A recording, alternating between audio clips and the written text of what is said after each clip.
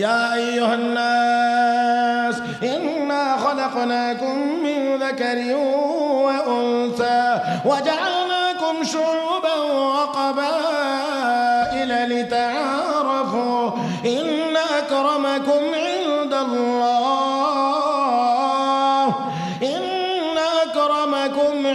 ইনদাল্লাহি আতকাকুম। আল্লাহ রাব্বুল আলামিন বলেন, হে দুনিয়ার মানুষ, একজন পুরুষ একজন মহিলা থেকে তোমাদেরকে বানাইলাম। একজন পুরুষ নাম আদম, একজন মহিলা নাম হাওয়া। দুইজনের মাধ্যমে তোমাদেরকে বানাইলাম। কাউকে চৌধুরী, কাউকে ভূঁইয়া, কাউকে খান, কাউকে পাঠান, বিভিন্ন গোত্রে বংশে বিভক্ত করলাম। কাউকে লম্বা, কাউকে খাটো, কাউকে ফর্সা, কাউকে কালো। আমি আল্লাহ বানাইছি। এর ভিতরে মর্যাদার কোনো ব্যবস্থা নাই। লিতাআরাফু, একজন আর একজনকে যেন সহজে চিনতে পারো, সেই জন্য মর্যাদার মাপকাঠি। ইন্না আকরামাকুম ইনদাল্লাহি আতকাকুম। তোমাদের মধ্যে যেই লোকটার কলবে আমার ভয় বেশি, আমি আল্লাহর দরবারে ওই লোকটার মর্যাদা বেশি। এই জন্য কালো বেলালের মর্যাদার অভাব নাই, সুন্দর আবু জাহেলের কোনো মর্যাদা। কাগজে লেখা কোরআন আগুন দিয়ে জ্বালাইতে পারবা। মুসলমানের সিনার ভিতরে যে কোরআন আছে, এই কোরআন কোন আগুন আর কোন পানি দিয়ে জ্বালাইবা, তার মানে সম্ভব না। আগুন দিয়ে পানি দিয়ে কোরআন উৎখাত করা যায় না। আমার ভাইরা, আমার বন্ধুরা, কোরআনের তরজমা আর তাফসিরের জন্য আল্লাহ একদল মুফাসসিরদেরকে লাগাইছেন এই অংশের হেফাজতের জন্য। ও বন্ধুরা, কোরআন থেকে মাসআলা মাসাইল আবিষ্কার আর বাহির করার জন্য আল্লাহ রাব্বুল আলামিন একদল মুজতাহিদ ফুকাহায়ে কেরামকে এই কাজে নিয়োগ দিয়েছেন। আল্লাহ তাদেরকে কবুল করেছেন। ও মুসলমান, এই জন্যে কোরআনের তেলাওয়াত যেমন অক্ষত আছে, কোরআনের তাফসিরও তেমন ভাবে অক্ষত আছে। কোরআন থেকে মাসআলা মাসাইল যা আবিষ্কার হয়েছে তাও অক্ষত অবস্থায় আছে। কোন জায়গায় কোন জালেম হাত দিয়ে কোনোদিন সফল হতে পারবে?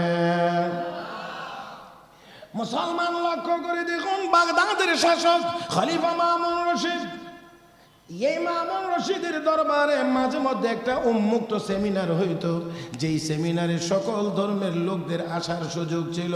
প্রত্যেক ধর্মের লোক এই সেমিনারে অংশগ্রহণ করে সে তার বক্তব্য দিতে পারত। খলিফা মামুন রশিদ নিজে উপস্থিত থেকে সবার বক্তব্য তিনি শুনতেন। একবার তিনি বসা, অনুষ্ঠান চলছে, সবাই বক্তব্য দিতে আসে। এর মধ্যে একজন ব্যক্তি অত্যন্ত সুন্দর চমৎকার বক্তব্য দিতে আসে।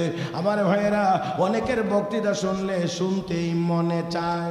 মান ইয়াহদিহিল্লাহু ফালা মুদিল্লা লাহু ওয়া মান ইউদ্লিলহু ফালা হাদিয়া লাহু ওয়া নাশহাদু আন লা ইলাহা ইল্লাল্লাহু ওয়াহদাহু লা শারীকা লাহু ওয়া নাশহাদু আন্না সাইয়্যিদানা ওয়া সানাদানা ওয়া হাবিবানা ومولانا محمدا عبده ورسوله صلى الله تعالى عليه وعلى آله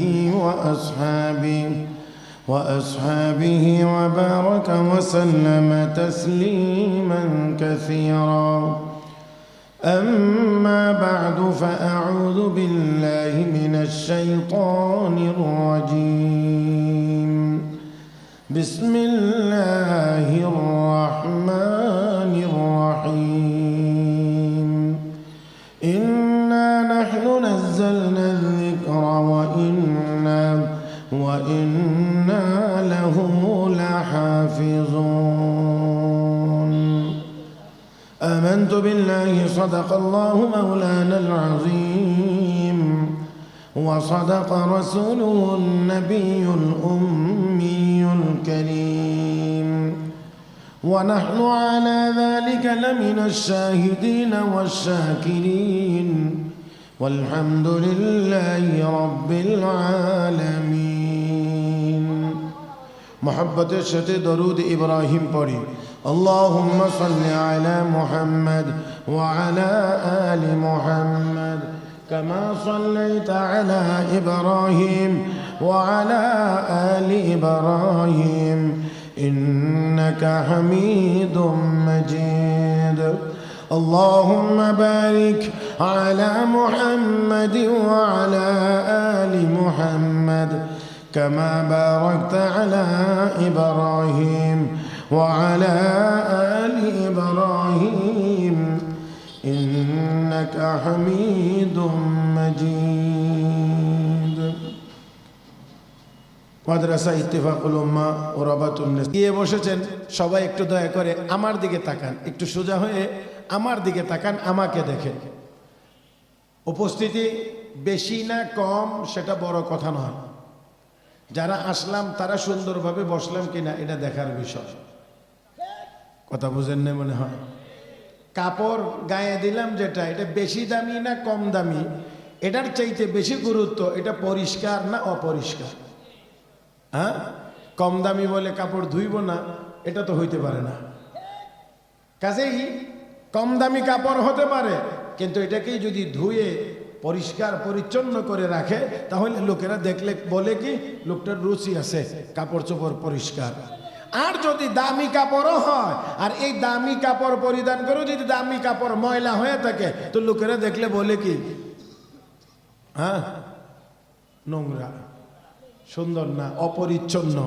তো আমরা যারাই আসি আলহামদুলিল্লাহ এখন বসাটা সুন্দর হয়েছে অল্প হোক আর বেশি হোক আমি আপনাদেরকে এবার যে কথাটা বলবো সেটা হলো মাঝে মাঝে আমার সাথে আপনারা একটু কথা বলবেন বলে আমি আশা করতেছি বলতে পারবেন তো ইনশাআল্লাহ পারবেন তবে কোনো গুনার কথা হবে না সওয়াবের কথা হবে তাহলে তো বলতে অসুবিধা নাই হ্যাঁ তাহলে একটু আওয়াজ করে সবাই মিলে একসাথে বলি সুবহানাল্লাহ আলহামদুলিল্লাহ লা ইলাহা ইল্লাল্লাহ আল্লাহু আকবার এই আওয়াজটা আর একটু বড় হইতে পারে এই আওয়াজটা আর একটু বড় হতে পারে আল্লাহু আকবার আওয়াজ হবে যতদূর শয়তান পালাবে ততদূর আমরা আর একটু মহব্বতে আওয়াজ করব আল্লাহু আকবার আওয়াজটা যত এতটুকু বড় হয় শয়তান যেন আমাদের আশেপাশে থাকতে না পারে একটু মহব্বতের সাথে সবাই মিলে বলি আল্লাহু আকবার মাশাআল্লাহ মাশাআল্লাহ মাশাআল্লাহ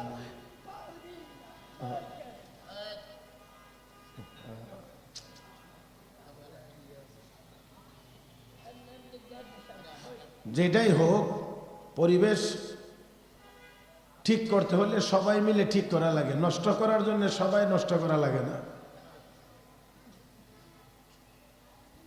ওনার কেউ থাকলে একটু ইশারা ইঙ্গিতে যদি পারেন একটু নিয়ন্ত্রণ করতে এখন আমাকে রেখে যদি আরেকজনের কথা শোনা যায় তাহলে আমার পক্ষে কথা বলা তো একটু কঠিন হবে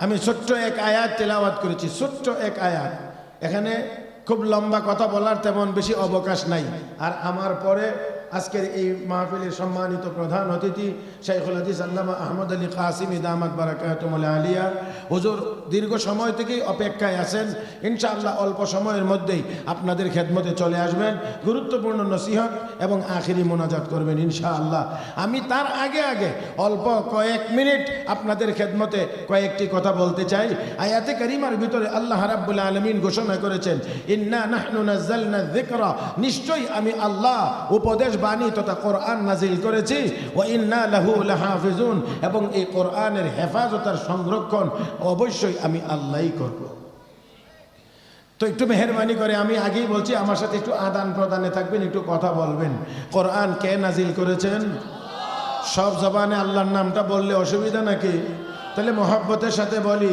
কোরআন নাজিল করেছেন কে হেফাজত করবেন কে কোরআন নাজিল করেছেন আল্লাহ হেফাজত করবেন আল্লাহ কোরআন কালামও আল্লাহর আল্লাহর রাসূল বলেছেন তাবাররাক বিল কোরআন ফাইন্নাহু কালামুল্লাহি ওয়া খারাজা মিন তোমরা কোরআনের মাধ্যমে বরকত হাসিল করো কারণ কোরআন আল্লাহর কালাম আল্লাহর জবান থেকে বেরিয়ে এসেছে এবার আর একটু আওয়াজ করে বলবেন কোরআন কার কালাম নাজিল করেছেন কে হেফাজত করবেন কে আল্লাহ হেফাজত করেন বলেই এখনো পর্যন্ত কোরআনের একটি নোক্তা পরিবর্তন করার ক্ষমতা কাহারও হয় নাই আর কোনোদিন হবেও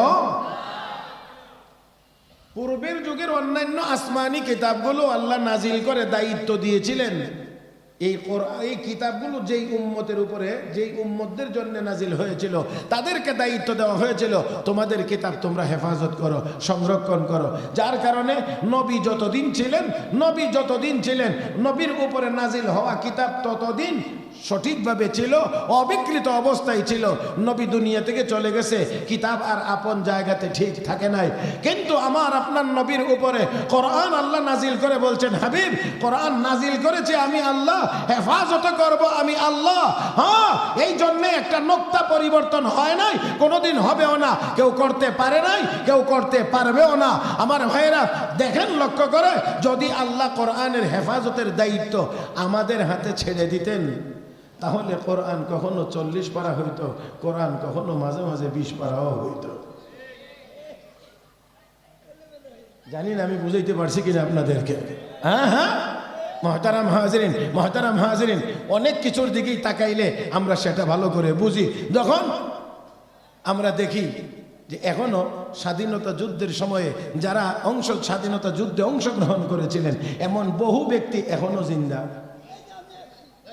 স্বাধীনতা যুদ্ধে যারা অংশগ্রহণ করেছিলেন এমন বহু মানুষ এখনো জিন্দা। কিন্তু অবশ্যই আমরা অত্যন্ত হতাশার সাথে বলতে হচ্ছে, স্বাধীনতার একটি সার্বজনীন ইতিহাস আমরা জাতির সামনে এখনো পেশ করতে পারি নাই। এই দল ক্ষমতায় আইলে ইতিহাস হয় একরকম, আরেক দল ক্ষমতায় আসলে ইতিহাস হয় আরেক রকম।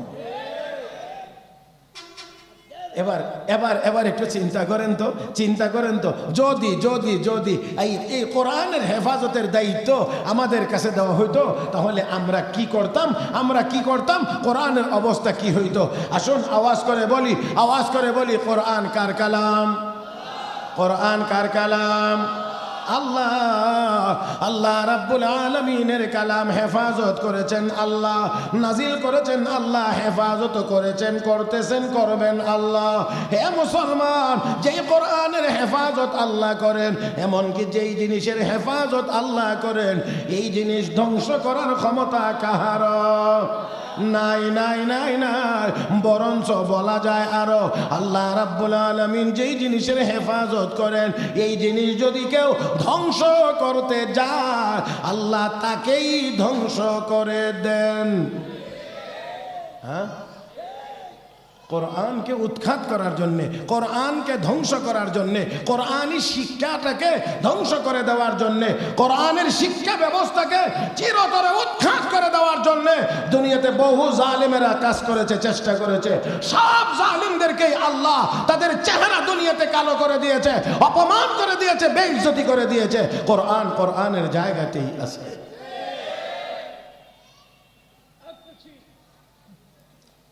কোরআনের জায়গাতেই আছে এবং থাকবে। আমার ভাইয়েরা, কোরআন তো হেফাজত আল্লাহই করবেন। বাকি কোরআনের হেফাজতের জন্য আল্লাহ রাব্বুল আলামিন কিছু লোক আল্লাহ বাছাই করেছেন। এখানে আমি আপনাদেরকে আগেই বলছি, খুব লম্বা করে কথা বলার সুযোগ হবে না, একেবারে ছোট্ট করে বলছি।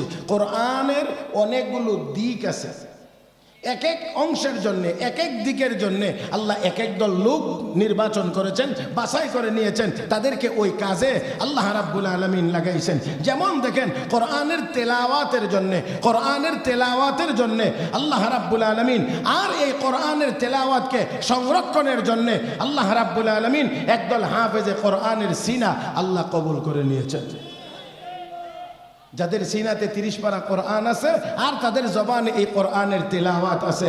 আর আল্লাহর ফজল করমে বর্তমান পৃথিবীতে হাফেজে কোরআনের সংখ্যা 1 লাখ 2 লাখ না, কয়েক কোটি, 4 কোটির উপরে হাফেজে কোরআন। আর যদি সাথে এই কথাটাও বলি, এই মুহূর্তে যদি বলা হয় যে পৃথিবীর শ্রেষ্ঠ হাফেজের বাড়ি কোন দেশে, তাহলে আমরা অত্যন্ত গর্ব সহকারে বলতে পারবো, বর্তমান পৃথিবীর শ্রেষ্ঠ হাফেজে কোরআনের বাড়ি আমার বাংলাদেশে। খারাপ লাগে না ভালো লাগে? কোন না, একটু খারাপ লাগে না ভালো লাগে? না, এটা বেশি ভালো লাগে না। শ্রেষ্ঠ কোরআন, পৃথিবীর শ্রেষ্ঠ হাফেজে কোরআন বাংলাদেশের, এটা বেশি ভালো লাগবে না। ভালো লাগবে তো এটা যদি বলা শুনে অনেকের কাছে যে আমাদের মহিলা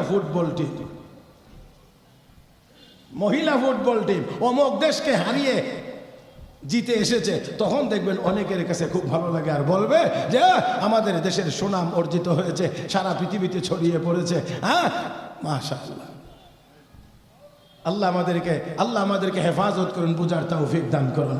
মুহতারাম হাজরিন, তো আসুন বলছিলাম, একদল হাফেজ যাদের সিনার ভিতরে 30 পারা কোরআন, এদের মাধ্যমে আল্লাহ কোরআনের তেলাওয়াত আর তালাফুজ, আল্লাহ হেফাজত আর সংরক্ষণের ব্যবস্থা করেছেন। মুসলমান ব্রিটিশরা যখন এই দেশ শাসন করে, তখন কোরআনের লক্ষ লক্ষ কপি ভলিউম টাকার বিনিময়ে কিনে তারা সমুদ্রে ভাসিয়ে দিয়েছিল, যাতে করে ধ্বংস হয়ে যায়, নষ্ট হয়ে যায়, মুসলমান যেন কোরআন থেকে দূরে সরে যায়। হযরত আকদাস মুনাজির ইসলাম আল্লামা রহমতুল্লাহ কিরানবী রহমতুল্লাহি আলাইহি এক সমাবেশে গিয়েছেন ভাষণ দেওয়ার জন্যে। ভাষণের শুরুতেই তিনি বললেন, কোরআনের একটি আয়াত তেলাওয়াত করব, তেলাওয়াতে যদি ভুল হয়, কোনো হাফেজে কোরআন কি আসো সংশোধন করে দিতে পারবা? বলা মাত্রই ওই মজলিস থেকে 200 হাফেজে কোরআন দাঁড়াইছে। আর একটু জোরে বললে ভালো হয় না? বুঝাইয়া দিলেন, কাগজে লেখা কোরআন পানিতে ডুবাইতে পারবা, কাগজে লেখা কোরআন আগুন দিয়ে জ্বালাইতে পারবা। মুসলমানের সিনার ভিতরে যে কোরআন আছে, এই কোরআন কোন আগুন আর কোন পানি দিয়ে জ্বালাইবা? তার মানে সম্ভব না। আগুন দিয়ে পানি দিয়ে কোরআন উৎখাত করা যায় না।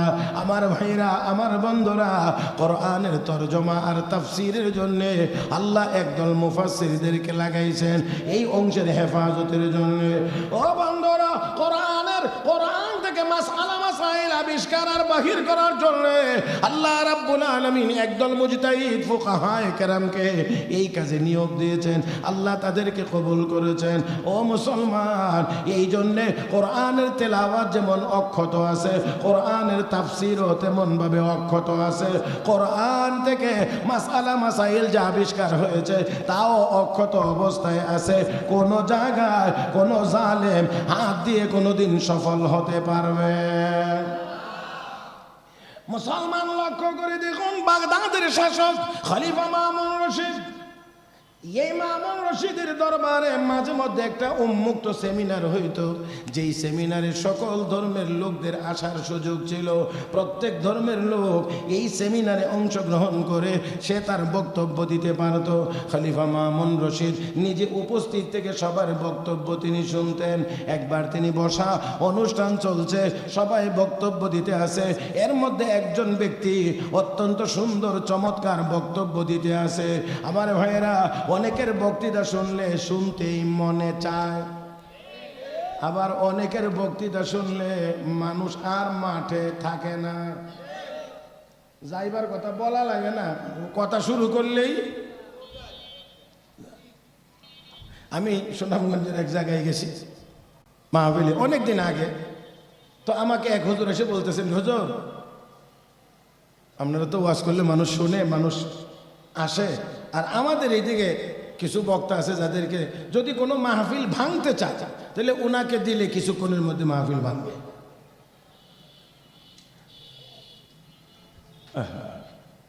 আমি কিছুটা মানে অবাক আজকের উপস্থিতি দেখে।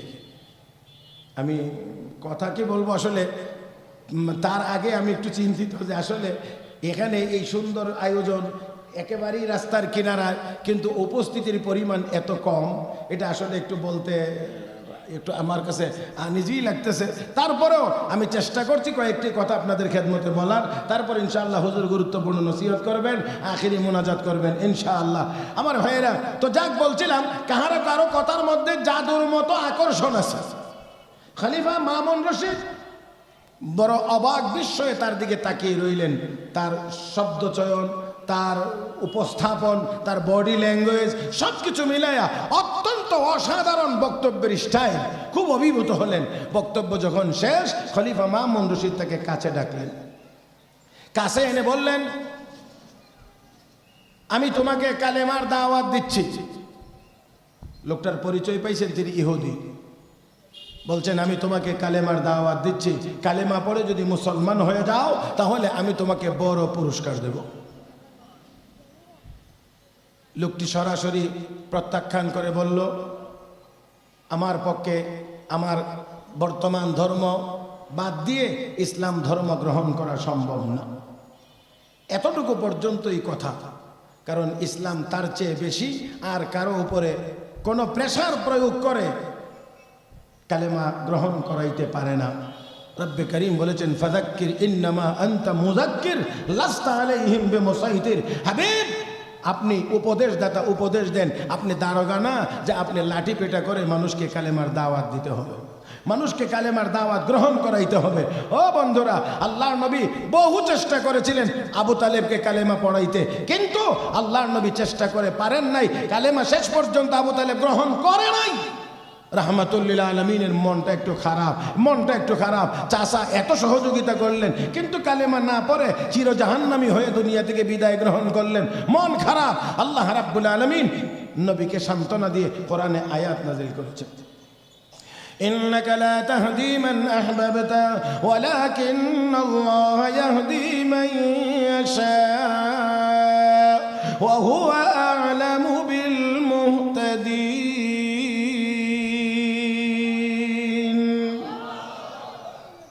হাবিব, আপনি যাকে পছন্দ করেন, যাকে ভালোবাসেন, যাকে চান, আপনি তাকে হেদায়েত দিতে পারবেন না। হেদায়েত দেওয়ার একমাত্র মালিক। মহব্বতের সাথে আল্লাহর নামটা বলেন, হেদায়েত দেওয়ার একমাত্র মালিক। হাবিব, আপনি পারবেন না। আপনি যাকে পছন্দ করেন তাকে হেদায়েত দিতে পারবেন না।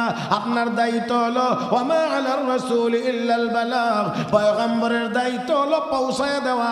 এটা আপনি করবেন। কে মানবে কে মানবে না এটা আপনার বিষয় না। ও মুসলমান, ও মুসলমান, পয়গম্বরদের দায়িত্ব যদি হয়, পয়গম্বরদের দায়িত্ব যদি হয় পৌঁছায় দেওয়া, কে মানবে কে মানবে না এটা পয়গম্বরের দায়িত্বের ভিতরে না। তাহলে আপনারা আলেম ওলামাদেরকে কেমন করে বলেন, হুজুর আপনারা ওয়াজ করেন মানুষ তো মানে না। ও ভাই, মানানোর দায়িত্ব তো আলেম ওলামার না। আলেমদের কাজ কি মানানো? নবীর কাজ হলো পৌঁছায়া দেওয়া, সঠিক কথা জাতির সামনে পেশ করা। এটা হলো পয়গম্বরের কাজ। অতএব নায়েবে নবীদের কাজও হবে সঠিক কথা জাতির সামনে পেশ করা। মানা না মানা যার যার ব্যাপার। জোরে কান, কাউকে মানাতে বাধ্য না। আমার ভাইয়েরা, তো যাই হোক, আসুন, হেদায়েত আল্লাহ দিবেন। এই জন্য সাইয়েদনা হযরত বেলাল হাবশী রাদিয়াল্লাহু তাআলা আনহু বলতেন, আল্লাহ নিজের হাতে হেদায়েত বন্টন করার কারণে আমি বেলালের বাগে হেদায়েত জুটছে। যদি দুনিয়ার কাউকে হেদায়েত বন্টনের দায়িত্ব দেওয়া হতো তো আমার মতো এত বিশ্রী বেলালের বাগে হেদায়েত নসিবে জুটতো না। আমার বাগে হেদায়েত জুটতো না, আমারে কেউ পছন্দ করতো না, কেউ দিত না। কিন্তু যেহেতু হেদায়েত বন্টন করেন আল্লাহ, এই জন্যে আমার ভাগে পড়েছে। ও মুসলমান, দুনিয়াতে বেলাল দেখতে কালো বিশ্রী কুশ্রী, কিন্তু জান্নাতি বেলাল তো আর কালো বিশ্রী হবে না। কথা কয় না। আর কালো আর সৌন্দর্য দিয়ে আল্লাহর দরবারে কোনো সম্মানের মাপকাঠি হয় না। বহু কালো দামি, বহু সুন্দর কম দামি। জোরে কান। يا أيها الناس إنا خلقناكم من ذكر وأنثى وجعلناكم شعوبا وقبائل لتعارفوا إن أكرمكم عند الله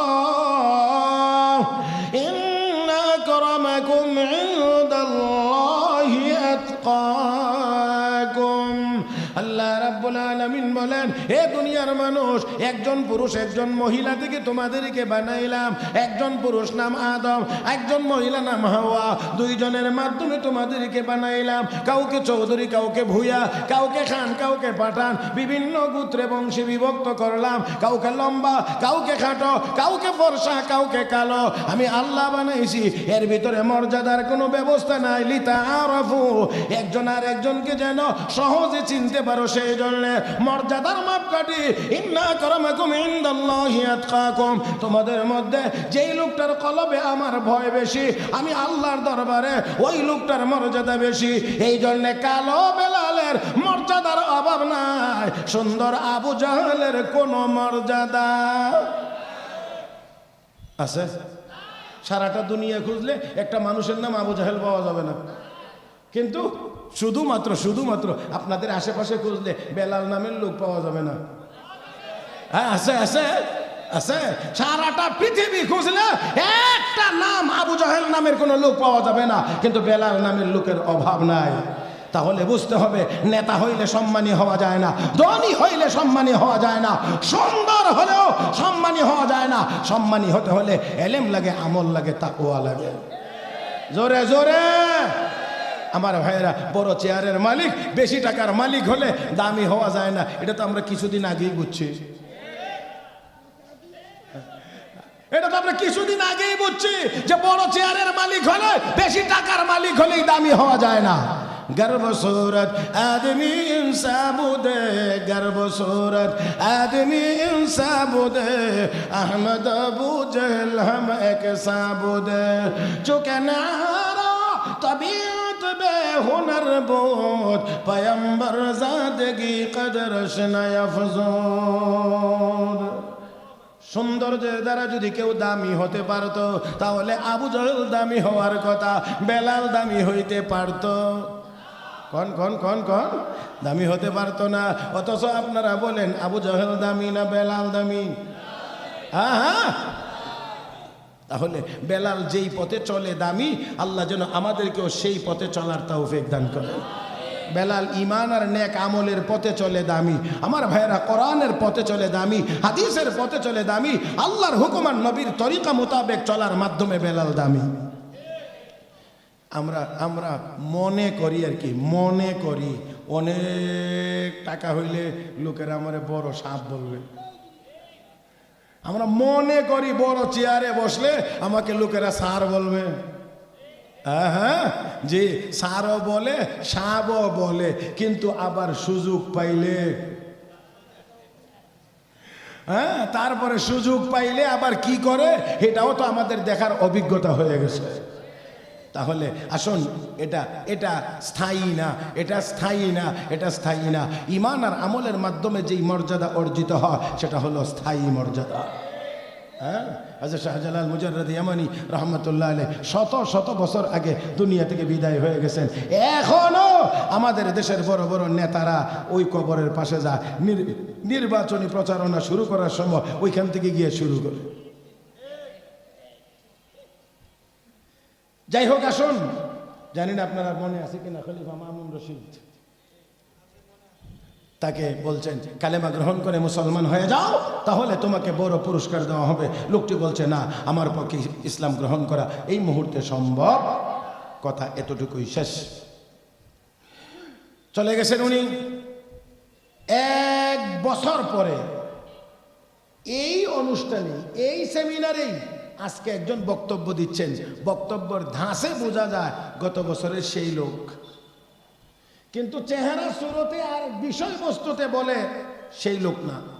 কারণ আগের বছরের লোকটার মাথায় টুপি ছিল না, আজকের লোকটির মাথায় টুপি আছে। পাগড়ি ছিল না, আজকে পাগড়ি আছে। তুথায় দাড়ি ছিল না, আজকে দাড়ি আছে। পরনে সুন্নতি লেবাস ছিল না, আজকে লেবাস আছে।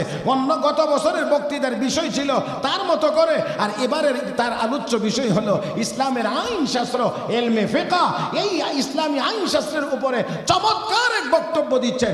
বক্তব্যের গঠন প্রক্রিয়া, বক্তব্যের ধরনে বোঝা যায় গত বছরের লোক, কিন্তু সুরত দেখলে বোঝা যায় আরেক লোক। বক্তব্য শেষ, অনুষ্ঠান শেষ, খলিফা মামুন রশিদ আবারও তাকে ডাকলেন। ডেকে এবার প্রথম কথাই জিজ্ঞেস করলেন, আপনি কি গত বছরের সেই লোক?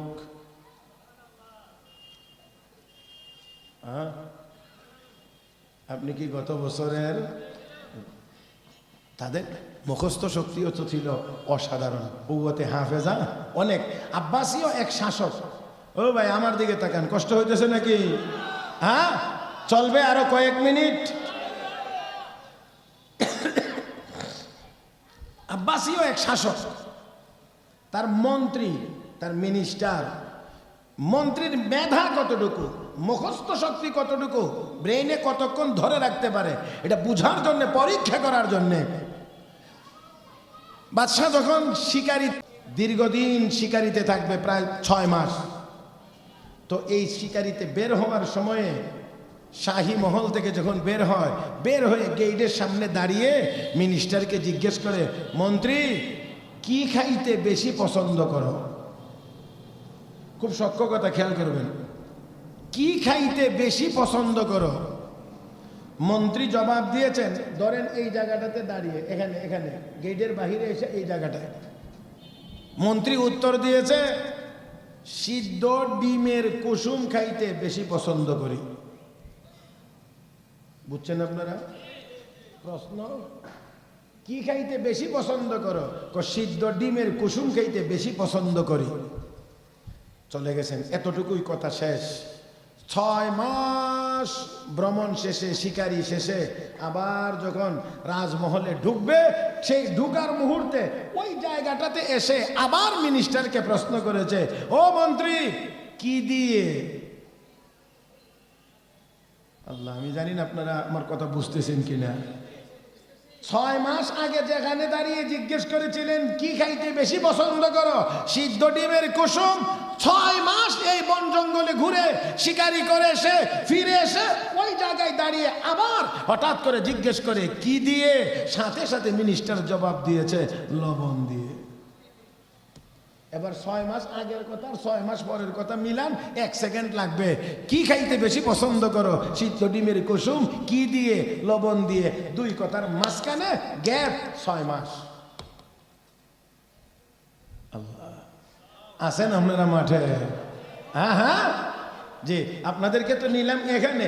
এই জগৎ ছাইরা যদি আবার আরেক জগতে যাই, তাহলে আপনারা আরো বেশি অবাক হয়ে যাবেন, আরো বেশি অবাক হয়ে যাবেন। হযরত আবু হুরায়রা রাদিয়াল্লাহু তাআলা আনহু কথায় কথায় হাদিস বলতেন, কথায় কথায় হাদিস বলতেন, কথায় কথায় হাদিস বলতেন। কারণ নবীর সাহাবীদের মধ্যে সবচেয়ে বেশি হাদিস বর্ণনা করেছিলেন হযরত আবু হুরায়রা রাদিয়াল্লাহু তাআলা। 5374টি হাদিস বর্ণনা করেছেন একা হযরত আবু হুরায়রা। হাদিসের এমন কোন কিতাব নাই যেই কিতাবের পৃষ্ঠা উল্টাইলে আনাবি হুরায়রা আনাবি হুরায়রা আনাবি হুরায়রা পাওয়া যায় না, এমন হাদিসের কিতাবও পাওয়া যায় না। ভাইরা, তো হযরত আবু হুরায়রা রাদিয়াল্লাহু তাআলা আনহু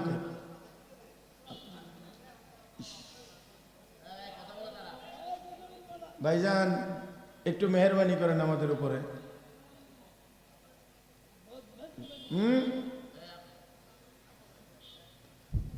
বাস বাস বাস বাস বাস, আমার দিক আমার দিক আমার দিক আমার দিক।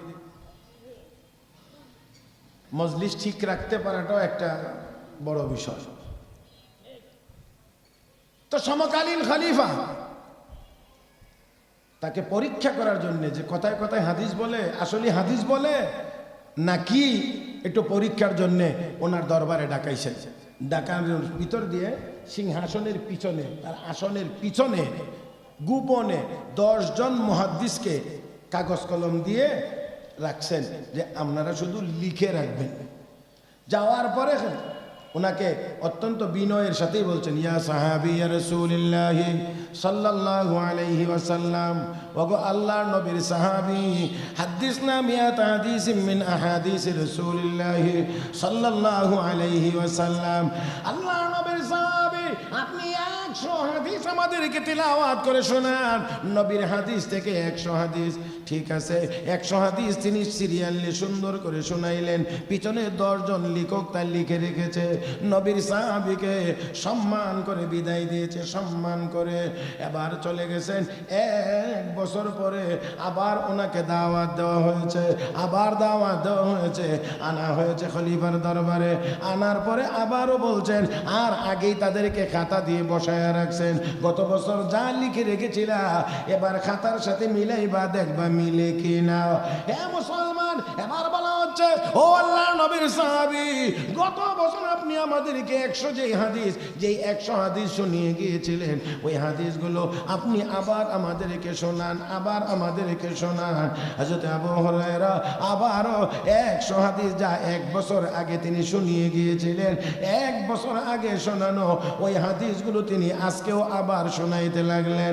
100 হাদিস শোনানো যখন শেষ হয়েছে, খলিফা এবার পিছনের দিকে তাকাইয়া লেখকদের দিকে তাকাইলেন, ইশারা করলেন, ঠিক আছে নাকি এদিক ওদিক হয়েছে, কোনো ভুল ত্রুটি হয়েছে? 10 জন লেখক একসাথে জবাব দিয়ে বলেন, ওয়াল্লাহি মা যাদা ওয়ালা নাকাসা, আল্লাহর কসম, গত বছর যা তিনি শুনিয়েছিলেন আজকেও শোনাইছেন, একটা হরফ পর্যন্ত পরিবর্তন হয় না।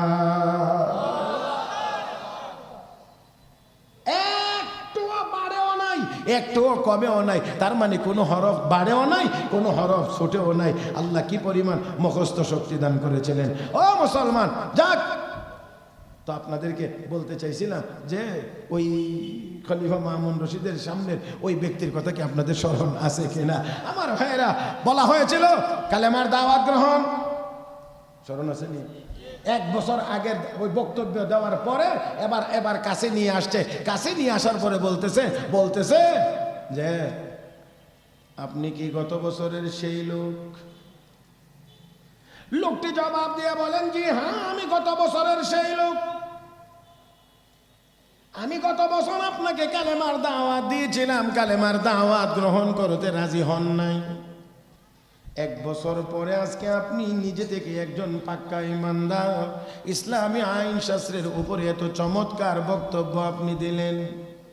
এই 1 বছরের ভিতরে কি হয়ে গেল? আপনার এই পরিবর্তন কেমন করে হলো? কিসের মাধ্যমে? ডাক দেখো আমিরুল মুমিনিন, শোনেন, আমি একজন হস্তলেখা বিশারদ। আমি আমার হাতের লেখা বড় সুন্দর। আপনার দরবার থেকে যাওয়ার পরে আমি সর্বপ্রথম তাওরাত হাতে নিলাম, তাওরাত দেখলাম, আর তাওরাত দেখে আমি আমার মতো করে একটা কপি তৈরি করলাম, লিখলাম, সুন্দর মতো সাজাইলাম।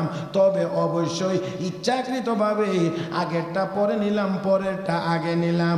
এইভাবে করে সুন্দর লেখার মাধ্যমে সাজাইলাম, খুব সুন্দর বাইন্ডিং করলাম, সুন্দর করে কয়েকটা কপি তৈরি করে আমি ইহুদিদের উপাসনালয়ে যখন নিয়ে গেলাম, নিয়ে যাওয়া মাত্রই তারা সুন্দর লেখা আর সুন্দর বাইন্ডিং দেখে, কাভারিং দেখে আমার কাছ থেকে চড়া দামে তারা কিনে নিয়ে গেল তাওরাতের কপিগুলো। আমি আবার হাত দিলাম ইনজিল কিতাবে, ইনজিলে হাত দিলাম, ইনজিল কিতাবও আমি এমন করে লিখলাম, উলট পালট করলাম, আগেরটা পরে, পরেরটা আগে, এমন করে লিখলাম। সুন্দর লেখা আর সুন্দর বাইন্ডিং কাভারিং দিয়ে আমি যখন খ্রিস্টানদের গির্জায় গেলাম, যাওয়া মাত্রই তারা আমার কাছ থেকে অনেক দামে, চড়া দামে কপিগুলো কিনে নিয়ে গেল। আমি এবার হাত দিলাম কোরআনে, কোরআনও আমি আমার মতো করে লিখলাম, আমার মতো করে সাজাইলাম। আগের আয়াত পরে নিলাম, পরের আয়াত আগে নিলাম, আগের সূরা পরে নিলাম, পরের সূরা আগে নিলাম। এইভাবে করে আমি সুন্দর করে সাজাইয়া কোরআনের কয়েকটি কপি তৈরি করে এবার বিক্রি করার জন্যে মুসলমানের কাছে নিয়ে গেলাম। মুসলমানদের কাছে গিয়ে যখন বলি এই কোরআন আপনার লাগবে কিনা, কিনবেন কিনা, বলা মাত্রই মুসলমান আগে কোরআনের এই কপি হাতে নেয়, নিয়ে একটু উল্টায়া পড়ে, পড়ার পরে আমাকে ফেরত দেয় আর বলে আপনার লেখা ঠিক হয় নাই, আগের আয়াত পরে চলে গেছে, পরের আয়াত আগে চলে গেছে, আগের সূরা পরে, পরের সূরা আগে চলে গেছে, এটা কিনে নেওয়া যাবে না। এইভাবে করে আমি যখনই কোনো মুসলমানের কাছে যাই, যত মুসলমানের কাছে আমি গিয়েছি, সব মুসলমান দেখে দেখেই আমাকে ফেরত দেয়, দেখে দেখে আমাকে ফেরত দেয়। একজনের কাছেও আমি একটা কপিও বিক্রি করতে পারলাম না। তখন আমার বুঝ হয়ে গিয়েছে এই কোরআনের হেফাজতের জিম্মাদার স্বয়ং আল্লাহ। আওয়াজ করে বলেন কে? আর একটু মহব্বতে বলেন কে? ইন্না নাহনু নাযালনা যিকরা ওয়া ইন্না লাহু লাহাফিজুন। কোরআন নাজিল করেছে আমি আল্লাহ, হেফাজত করব আমি আল্লাহ, আমিরুল মুমিনিন। তখন আমার বুঝ হয়ে গিয়েছে এই কোরআনের হেফাজতের জিম্মাদার আল্লাহ। এই কোরআনের রদবদল করা কারো পক্ষে সম্ভব না, কেউ চেষ্টা করলেও পারবে না। এই জন্যে আমি কালেমা পড়ে মুসলমান হয়ে গেছি। আরেকটু জোরে কোন, আরেকটু জোরে কোন। তাহলে বোঝা গেল কোরআনের কাছে গেলে মানুষ মুসলমান হয়, অমুসলিম মুসলমান হয়, মুসলমানের ঈমান মজবুত হয়। যার কারণে দুনিয়ার সব কাফের বেঈমানেরা, সব জালেমেরা কোরআন থেকে মানুষকে দূরে সরানোর চিন্তা ভাবনা করেছিল, করতেছে, করতে থাকবে। আপনারা জানেন ব্রিটিশরা শাসনের নামে 200 বছর এই দেশটা শোষণ করেছে। 200 বছর তাদের সবচেয়ে বড় টার্গেট ছিল এই দেশের মাদ্রাসাগুলো। জানি না আপনাদেরকে আমি বুঝাইতে পারবো কিনা, আমার যোগ্যতার অভাব সেই জন্যে। মসজিদগুলো বন্ধ করার জন্য তাদের এত তৎপরতা ছিল না, তাদের তৎপরতা ছিল মাদ্রাসাগুলো কেমনে বন্ধ করা যায়। একটু খেয়াল করতে হবে, মাদ্রাসা যদি বন্ধ করা যায় তাহলে মসজিদগুলো বন্ধ করা লাগবে না, এটা অটোমেটিকলি বন্ধ হয়ে যাবে। কারণ মাদ্রাসা থেকে যদি ইমাম প্রোডাকশন না হয়, যদি মুয়াজ্জিন প্রোডাকশন না হয়, খতিব যদি প্রোডাকশন না হয়, তাহলে আপনার মসজিদ চালানো সম্ভব হবে না। হ্যাঁ, কি করেন আপনারা? হ্যাঁ না, আগডুম বাগডুম দিয়ে কি নামাজ পড়ানো যাবে? হ্যাঁ, কাউকে যদি দাঁড় করাই দেন আর উনি গিয়ে যদি কয় আল্লাহু আকবার, হ্যাঁ, আগডুম বাগডুম গোড়ার ডুম সাজে, ডাক ঢোল জাজর বাজে, হাট্টিমা টিম টিম, তারা মাঠে পাড়ে ডিম, তাদের খাড়া দুটো সিং, তারা হাট্টিমা টিম টিম। আমি জিজ্ঞেস করেছিলাম যে হাট্টিমা টিম টিম নামে আদতে এই পৃথিবীতে কোনো প্রাণী কি আছে? আমি জানি না।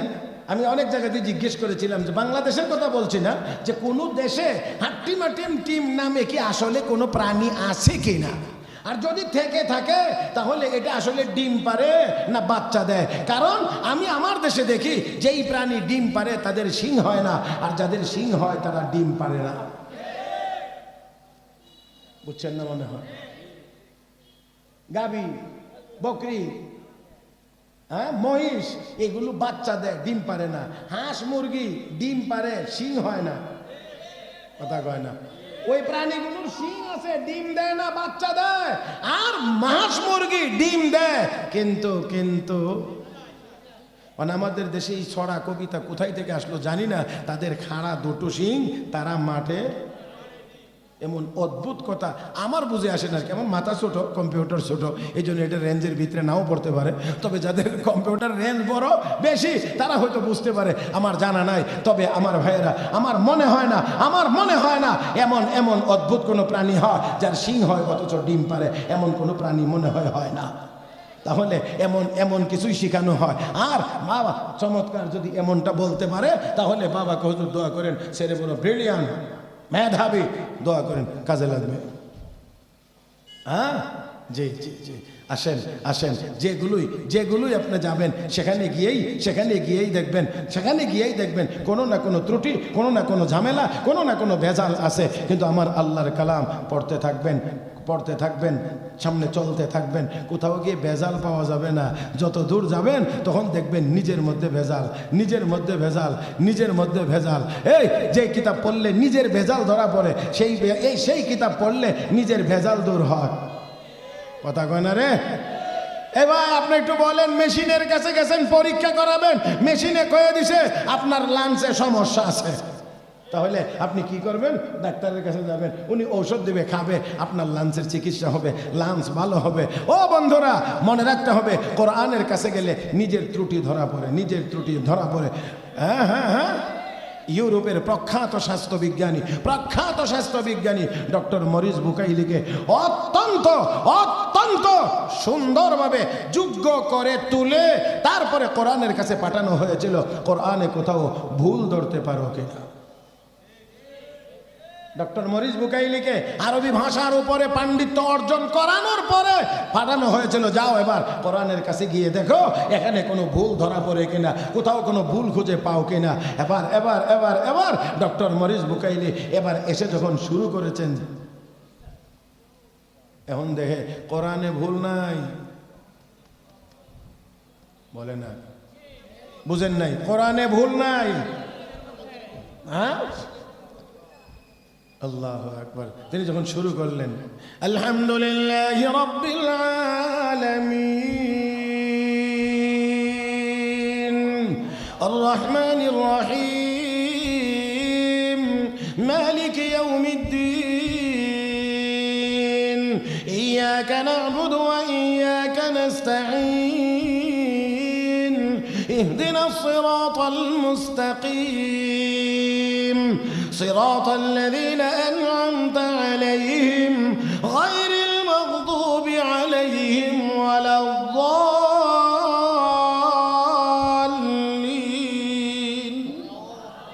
মুসলমান যতই সামনে আগায় ততই দেখে কোরআনে ভুল নাই, আমার মধ্যে ভুল। সর্বশেষ ওই ডক্টর মরিস বুকাইলি নিজেই কালেমা পড়ে মুসলমান হয়ে গেছে।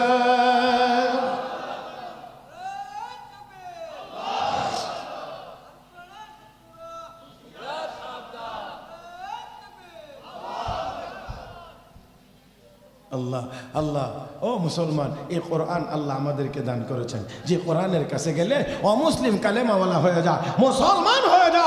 আর মুসলমান কোরআনের কাছে গেলে ইমানের পাওয়ার বাড়ে, ইমানের শক্তি বাড়ে। ও মুসলমান, এই জন্যই সব জালেমরা চায় কোরআনের শিক্ষাটা কেমন করে বন্ধ করে দেওয়া যায়। কিন্তু কিন্তু হেফাজতের জিম্মাদারি না কে নিয়েছেন? কে নিয়েছেন? তাহলে কেউ পারবে না বন্ধ করতে, কেউ পারবে না উৎখাত করতে। আমার ভাইয়েরা, উৎখাত করতে গেলে নিজেরাই উৎখাত হয়ে যায়। হ্যাঁ, আমাদের দেশের এক বিচারপতি আমার দেশে এই কোরআনের বিরুদ্ধে অবস্থান নিয়েছিল। 70 লাখ দিয়েও বর্ডার পার হতে পারে নাই, কলা পাতার বিছনায় ফেলাইয়া রাখছে আমার আল্লাহ।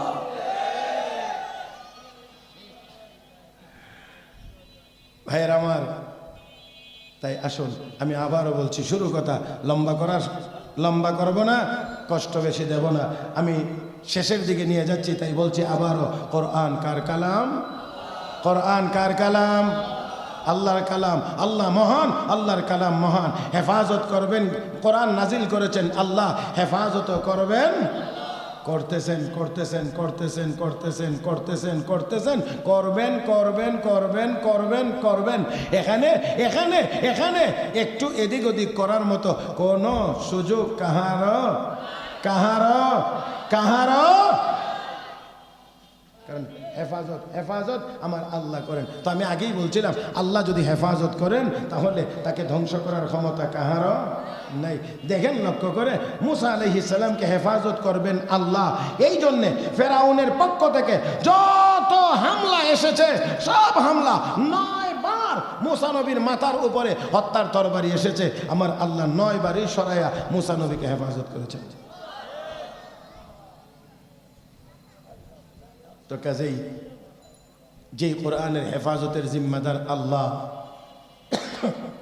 তাহলে কোরআন তো অবশ্যই আল্লাহ টিকাইয়া রাখবেন। বাকি কথা হলো, কোরআনের সাথে যদি আমাদের সম্পর্ক হয়, কোরআনের এই হেফাজতের কাজে যদি আমাদের একটু সম্পর্ক হয়, তাহলে আমাদের মর্যাদা বাড়বে, কোরআনের না। বুঝেন নাই মনে হয়? কোরআনের হেফাজতের কাজে যদি আমরা শরীক হতে পারি, জি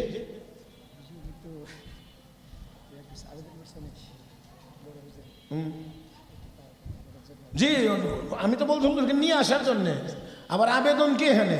হুজুর শুধু চলে আসবেন, এখানে আর কোনো কিছু বলার দরকার নাই। হুজুর আসবেন, আমি শেষ। জি, না না, এটা আমাদের শিক্ষাই এটা। আমরা আমাদের বড়দেরকে শ্রদ্ধা করব, আমাদেরকে আমাদের ছোটরা শ্রদ্ধা করবে। আমরা যদি বড়দেরকে সম্মান করতে জানি না, অবশ্যই ছোটরা আমাদেরকে সম্মান করবে না। এটাই বাস্তবতা।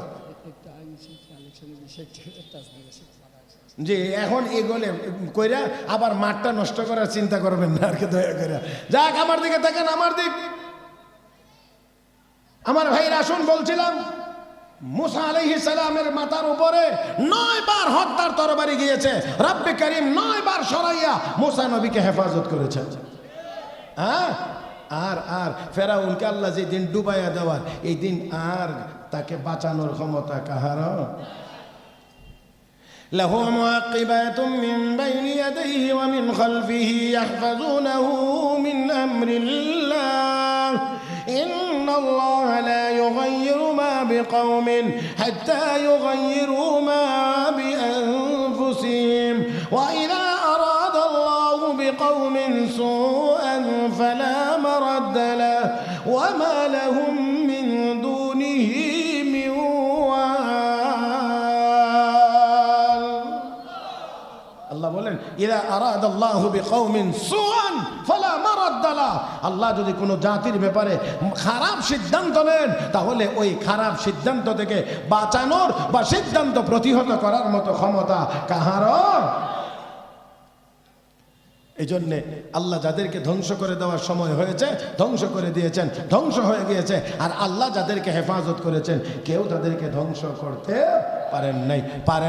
পারেন নাই। বরঞ্চ আল্লাহ রাব্বুল আলামিন তাদেরকে কষ্ট যেখানে গিয়ে চূড়ান্ত হয়েছে, মানে বান্দার চেষ্টা যেখানে গিয়ে শেষ হয়েছে, রব্বে করিম সেখান থেকে তার সাহায্য শুরু করে দিয়েছেন। শেষ কথা বলতে চাই, বদরের যুদ্ধের জন্য নবী বের হন নাই। যুদ্ধের পরিস্থিতি সামনে চলে এসেছে। মুসলমান ৩১৩ জন নিরস্ত্র, মাত্র ৮টা তরবারি ছিল। কাফের বেঈমানরা হাজারের অধিক সশস্ত্র। আর এমত অবস্থায় ময়দানেরও ভালো জায়গাটা মুসলমানেরা পায় নাই।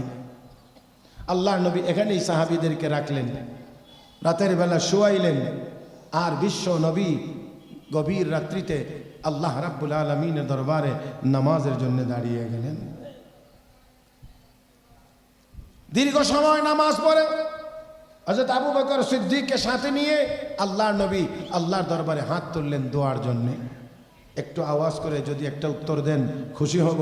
আমরা মুসলমান শক্তি সঞ্চয় করব নিচ থেকে না উপর থেকে? তার মানে হলো আমরা শক্তি অর্জন করব, সঞ্চয় করব কার কাছ থেকে? সকল শক্তির মালিক, সকল শক্তির মালিক। ومن الناس من يتخذ من دون الله أندادا يحبونهم كحب الله والذين آمنوا أشد حبا لله ولو يرى الذين ظلموا إذ يرون العذاب أن القوة لله جميعا وأن الله شديد العذاب।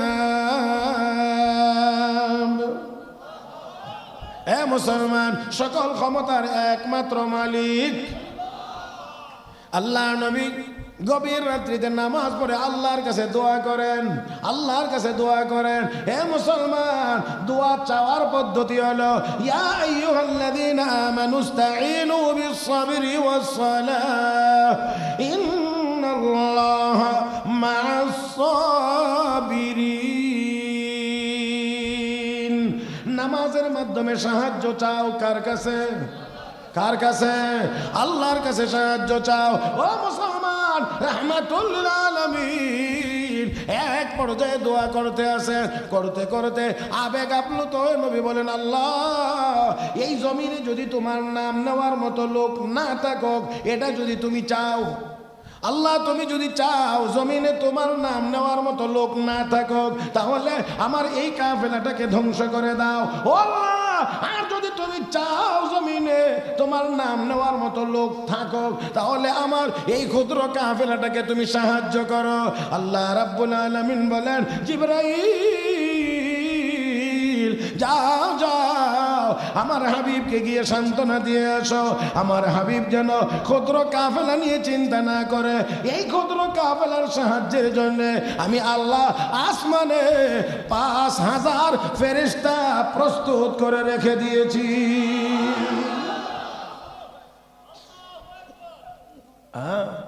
এই ৩১৩ জনের সাহায্যের জন্য বিখামসাতি আলাফিন মিনাল মালাইকাতি মুসাউবিন, আল্লাহ বলেন আমি ৫,০০০ ফেরেশতা নিজে ঠিক করে রাখছি। ঠিক করে প্রথম পর্বে ১,০০০, দ্বিতীয় পর্বে ৩,০০০, শেষ পর্বে ৫,০০০। এত ফেরেশতা তো লাগে না, এক জিবরাইল হইলেই তো যথেষ্ট। কিন্তু আল্লাহ কয়, ওমা জাআলাহুল্লাহু ইল্লা বুশরা লাকুম ওয়া লিতাতমাইন্না বিহি কুলুবুকুম ওয়া মান নাসরু ইল্লা মিন ইনদিল্লাহিল আজিজিল হাকীম।